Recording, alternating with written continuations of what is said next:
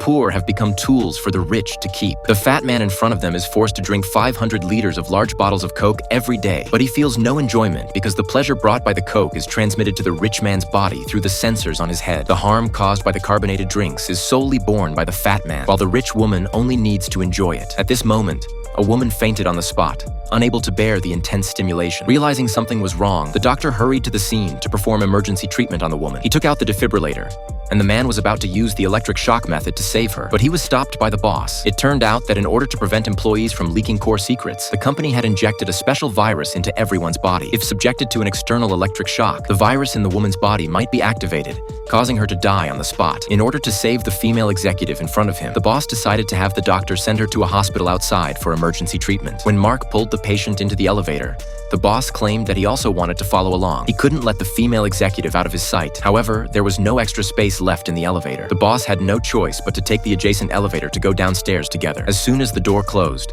the doctor immediately took off his disguise. Then, in collusion with his teammates who were prepared in advance, he injected the female executive's genes into the corpse beside him. As the elevator got closer and closer to the ground, they had to hurry. Fortunately, the process went smoothly. The moment the elevator door opened, Mark successfully disguised his teammates. He then shamefully told the boss that he had failed to save the female executive's life. Looking at the unique identity mark on his hand, the boss had no choice but to accept reality and let Mark leave. The real female executive had long been hidden away by someone else.